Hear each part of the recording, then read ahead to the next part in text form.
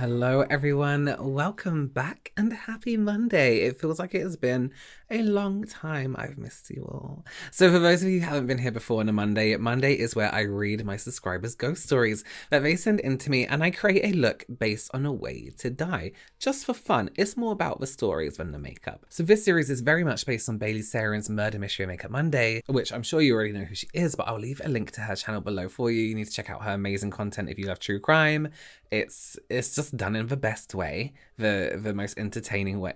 Is that you know what I mean? It's done in a really good way. So today, what I want to do, Mondays I use as, I've mentioned this before, I use as my kind of like a day to kind of like try things that I've been sent, and I was sent the ColourPop Limoncello collection. So this was gifted to me and I'm affiliate with them as well, so I'll leave links below if you want to use them. You absolutely don't have to. So this is the palette here. I have used it a little bit there. I've used a Glisten Up Illuminating Mist, and look at that nice shine I got to my skin, so that's cute. I was using that as kind of like a priming mist, and there's a glow oil and also a shimmering dry oil, which of course I'm not going to use on me. And I also got the gloss. There's a clear gloss as well. There's 3 cream blushes, which I'm going to use. And then this Riviera Cruisin shadow stick set. That's cute. There's some brushes in the collection. Oh, this is so cute. Here's my thing. You all know how much I hate summer, but I looked at this collection when I sent it to me and it came in a box with the same design on it, all this. I was like, oh my God, I kind of want to go on holiday. And then I snapped back to reality and was like, come on, get a grip. So what I think I'm going to do today is I want to do like an olive green. I'm going to be really basic and use like one color from this palette, but kind of make a shape and then gloss, very like Katie Jane Hughes-esque. And then I'm going to use one of the shadow sticks underneath and skin as usual. So here's the theme, right? I was like at home in England and I was like, you know what? I need to get away. Let me go somewhere nice and sunny. Wait, I've done this before. And I had a really great time. I had the best time ever. This makeup isn't going to look anything. It doesn't relate to the story at all. So you can't really get a look like this. But I kept talking. And then I got home, right? And I went to work. And all I kept talking about was my holiday. And I was like pronouncing things with accents and stuff. And everyone was like, oh, why won't this person shut the fuck up? And so this week I died from talking about my holiday too much. I'm running out of ideas, help me. As usual, if you have any stories paranormal, just a little bit weird, a little bit strange, you can go ahead and send them to this email address right here. You can record yourself telling the story, just your voice, write it down and read it out for me. You can record a video if you feel comfortable doing so. You can just email it in as plain text as well. I appreciate any of those. Okay, so let's do it. Let's read our first story for today. And this is called It's Behind You. Lucky I can see behind me in my monitor here, otherwise I would be looking behind me. It says, hello Robert, I love your videos. Watching Ghost Stories and Makeup Mondays reminds me of an encounter I had last year at university friend's house and thought you might like to hear it. Yes, I would. I and a small group of my friends typically go to my friend's house to pull all-nighters, hang out and drink as it was near to the school. Although I'd never seen any myself, my friends would sometimes see ghosts walking around the house, like standing on top of a staircase or a child in the corner of a bedroom. Oh. It was a huge corner off a street house with a wide living room, and there was a section of it that had a really long antique-esque dining table that faced the entrance to the kitchen. One time I was staying up late with this friend and trying to finish an important term paper. We were sitting at the end of a long table with a kitchen entrance to the right. Throughout the whole night, I felt a presence in that entrance but ignored it, as I was probably just being paranoid as the lights were turned off in the kitchen. I'm afraid of the dark. It was past 3 a.m, the witching hour, and my eyes were drooping with exhaustion when at the corner of my eye, I saw a figure move rapidly in the darkness. I wasn't able to see any distinct features, but it registered in my brain as a woman with long hair. I shot awake and stared at my friend, horrified. He didn't seem to notice, but asked why I was staring at him. I told him that I saw something, but I didn't tell him what. He smiled ironically and said that he'd been seeing things all night too. We decided to sleep and give up for the night. In the morning, we told our friends what happened. He added that he had seen a woman standing about a foot behind me every so often while I had been working. Another friend of mine had asked if I remembered one time when we were drinking in the house a few years ago. I had been sobbing and she had been comforting me. And we were sitting at a smaller table, much closer to the kitchen entrance. At some point, we had argued about something. I distinctly remembered her not wanting to look at me. She later told me that it was because the face of a woman with a long hair had appeared right next to mine as I was sobbing. And she was trying not to look at it. Ugh, I hate it. Thank you so much. That was so good. If I ever see anything like that, I would just shit myself. I will shit. Okay, our next story is actually a video. So I'm going to be in a box in a corner of a screen, and this video is going to go full screen. Let's go. Hi guys, I have quite an unusual video today. Something a bit different. Something that I don't usually do, but I'm going to tell you anyway. It's a bit of a story time. And why I'm doing this is because I watch a lot of Robert Welsh's Ghosts and Makeup Monday videos, and I wanted to send him our ghost story of our house. And I'm lazy and I type very slowly, so I thought, rather than do that, I will do this video and then I will send it to him hoping that he will see it. But anyway, we bought this house. It's a 1950s home. We bought this house 13 years ago. So my eldest daughter was about 5, my middle daughter was 3, and my youngest was 4 weeks old. So we've got 2 bedrooms at the front of the house and 1 at the back. And I didn't want to put any of the kids away from us where we couldn't hear them. So we've got a room right next door to us. So the 2 eldest shared the room while we had the baby in with us. And it was kind of like when we first moved in, I would often sit in the lounge room and I would see, because we've got an internal window that looks into the back lounge room, our second lounge room. And I'd be sitting in the lounge room and every now and then in my peripheral, I would see it looked like someone was walking through the back room. And when I would look, it wasn't there. And my husband would often say to me, "What the are you staring at?" And I'd say, "Well, I swear I just saw someone walk through that back room." And obviously it wasn't one of the kids because they were too short. So that sort of went along. And then one night, my eldest daughter, the girls were sharing bunks, and my eldest daughter started screaming. And I ran in there because it was the middle of the night. I ran in there and I'm like, "What's wrong?" And she said, "There were grey people standing in the middle of the room and their hands were stretching out, their arms were stretching out to touch me." And that kind of freaked me out a little bit because, as we know, kids are more susceptible to seeing things like this, more so than adults, but because their minds aren't corrupted with all this bull crap of what's going on in the world. So we kind of just blew that off, or not blew it off, but never spoke of that again. Even though in the meantime, I was still seeing what I would refer to as shadow figures or shadow people. I would see that frequently when I was in the lounge room and looking through that internal window, in the peripheral. It was always in the peripheral. And so when my youngest was old enough, I think she was about 3, when I felt she was old enough to share the room with my middle daughter in the room next door here, and then my eldest was old enough to be out in the back bedroom by herself. One night, the same thing happened. She woke up screaming.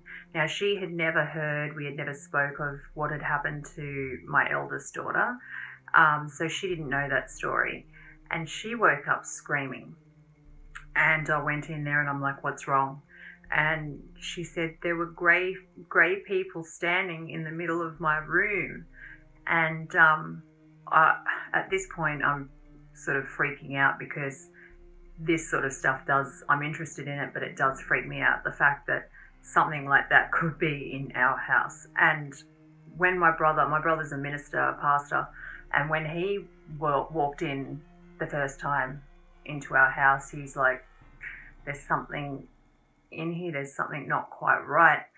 And I kind of believed him because of the stuff that I had seen. And so my husband, every time I would say something like that, my husband would kind of just laugh it off or blow it off or whatever. And one night he was staring to the internal window, looking out into the back lounge room. And I said back to him, what are you staring at? And he said, I swear I just saw someone walk through there. And I'm like, I told you that there's something in here. Like, I see it. And even now, like my youngest had seen maybe 2 years ago a little girl sitting in her room reading. And another time she woke up in the middle of the night and thought she saw a man standing in the hallway, and she thought it was Daddy. So she's going, Daddy, Daddy, Daddy. When she went out, there was nothing there, like nobody. It wasn't Daddy. I don't know what she saw, but it wasn't Daddy because Daddy was asleep. Other things have happened in this house. My eldest still, to this day, she's 18, and she still hears taps, knocks, sounds in her room constantly. Now, if that was my room, I would be shitting myself, but she just doesn't acknowledge it. She kind of, I think she's got that idea that if I acknowledge it or talk to it, that it might get worse or whatever. And another situation that happened, and this only happened last year, I was outside having a cigarette on the back veranda. Now I'm standing with a wall behind me, so no one's behind me, nothing can touch me. Yeah. And I feel my hair get pulled slightly, just slightly yanked, not hard, just yanked. I turn around, obviously nothing's behind me because 1, it's a wall behind me, I'm not leaning on it, and 2, no one else is home except for me. A week later, the exact same thing happened.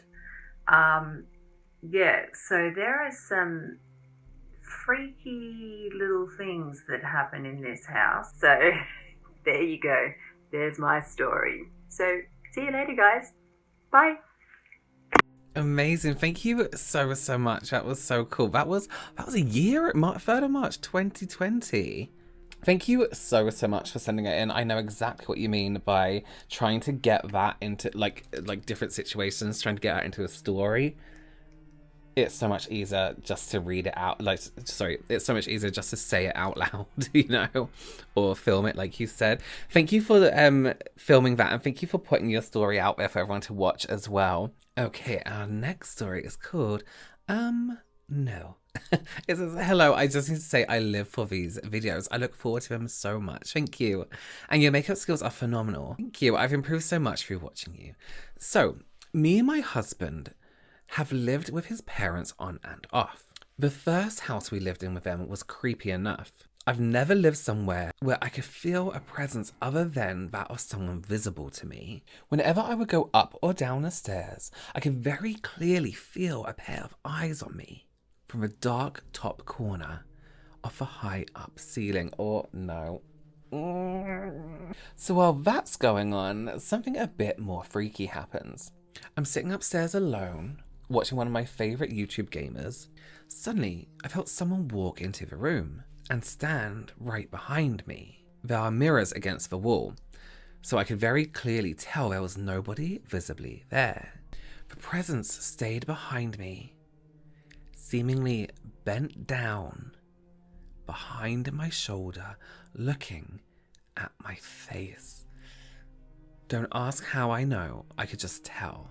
I was too paralyzed to move or look. I could feel that it was pissed and some kind of blind fury that made the air hard to breathe in and had me in a cold sweat. 5 minutes passed like this and I was shaking the whole time. In tears, I ran up my sister-in-law on a video call and she laughed and shrugged it off. But it was the furthest thing from funny. A few more minutes passed and suddenly it felt more calm and I felt every step as my guests left the room. One day I was sitting downstairs alone doing my makeup, and the only other person in the house was my infant son.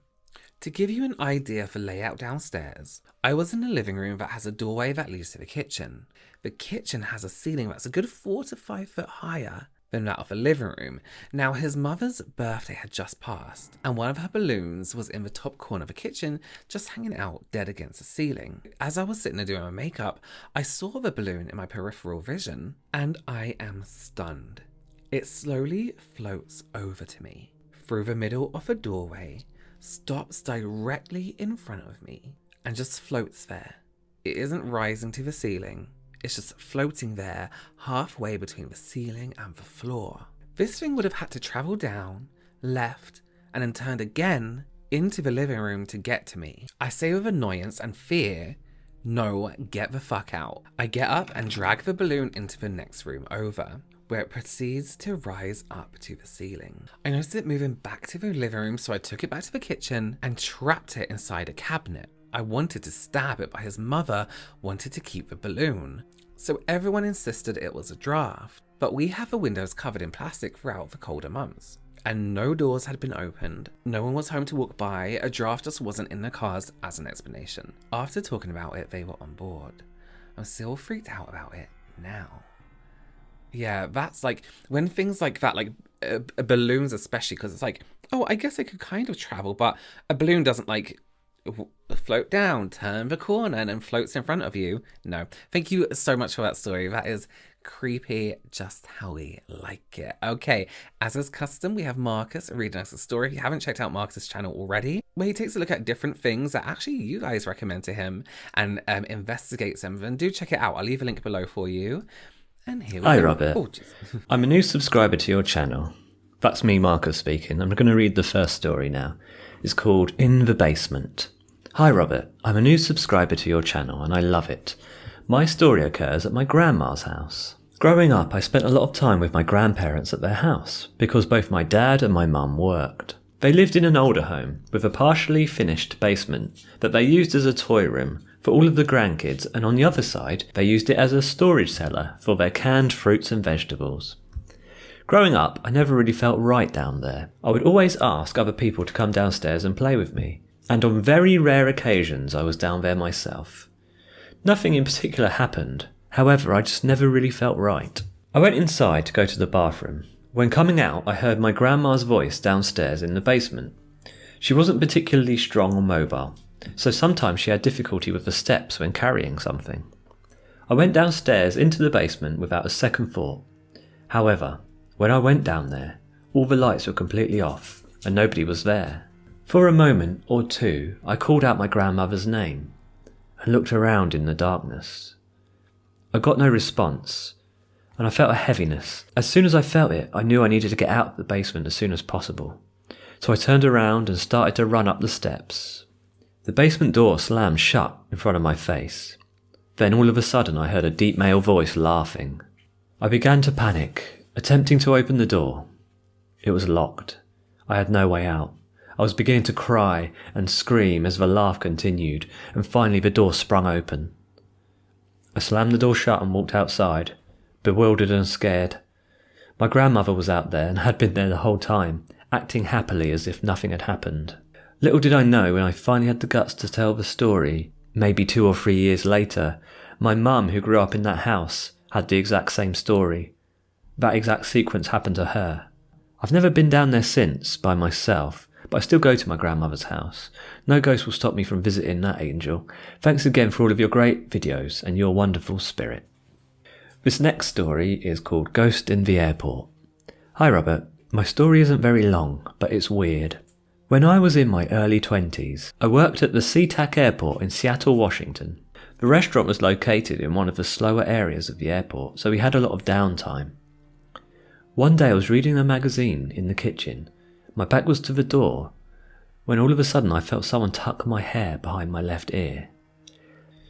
I immediately turned around because I thought it was my mum. She was my manager, but nobody was there. There is no way someone would have run away that fast. Once I started telling my co-workers this, I started hearing many other similar stories. I had never thought about airports being haunted before, but man, I do now. It gives me the chills just thinking about it. Hi, Robert, is that all right? Was that all right? I've just got a phone call from Mum, actually, and she said that you're no longer allowed to play with my yo-yo, so... Well, there you go. Thank you so much for those stories, and thank you, Marcus, for reading them out. Basements aren't a place for children. And I just feel like, I mean, if you feel it's a bit creepy, don't be like, oh, it's okay. Trust your gut. Don't send kids down there. Keep your vegetables down there. You never think of places like airports, shopping centers, shopping malls, places like that. You never think they're like haunted because, like, who dies in an airport? It's like, I'll just hang out here for eternity, And also, what a fucking creepy thing to do as a ghost. I'm just gonna tuck your hair behind your ear. Like, it's like, no, that person was a creep when they were alive too, trust me. Okay, so I am done with the makeup and we have one last story, and it's another doll story, so get those dolls out your houses, everyone.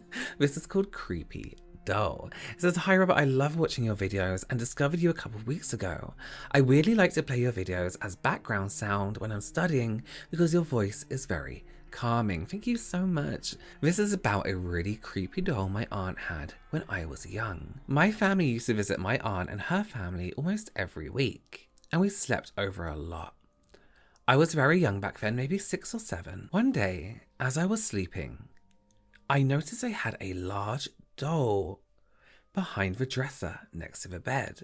It was taller than I was, since I was fairly short back then. The doll strangely always caught my attention, and I felt like every time I looked at it, it was looking right back at me. One time I got up at night to go to the bathroom, and in my aunt's house, you have to walk outside to go to the bathroom because it's at the other end of the house across the yard. So I went to the bathroom and came back, but when I opened the door to the room, I noticed that the doll was in the living room, which was connected to my bedroom. I thought it was very weird because I remember staring at the doll when I went to sleep that night. So how could it have gotten there? And everyone was asleep too. My cousins would tell me stories of how the doll used to walk around at night, and I never took it seriously. But the experience at night made me very scared of that doll. It was creepy looking with no hair, and the eyes were wonky. I haven't slept in that bedroom since. I was glad when I got rid of that thing. Safe to say that I have hated and I'm scared of dolls ever since. I never dared stare at one for too long. They creep me out. Yeah, they creep me out too. There's something about a doll's face where it's like, you're meant to be cute, but actually you're really fucking scary. Have you watched on Netflix, remember those ghost stories? The Ghost Stories show? They've done one now which is like Latin America, and there's a really creepy doll story where the doll, if a doll's like possessed, it isn't always gonna be like a female spirit. It could be some creepy old man possessing that doll who's like obsessed with you. Not to scare you any further. Anyway, thank you so much for joining me, and thank you so much for all those amazing stories this week. These videos are every other week, so if you want to send in your story, go ahead and send it right into this email address: video, audio, email, however you feel comfortable. I'm not sure how this look turned out. It's kind of got a strange color gloss on top. It's got like this weird metallic-y brown and green, but yeah, cute. Thank you so much again. Please do give this video a thumbs up if you liked it, and please do consider subscribing for these every other week, and the rest of the time it's just makeup videos. Not just, they're good also. Thank you so much again, and I will see you very soon. Bye.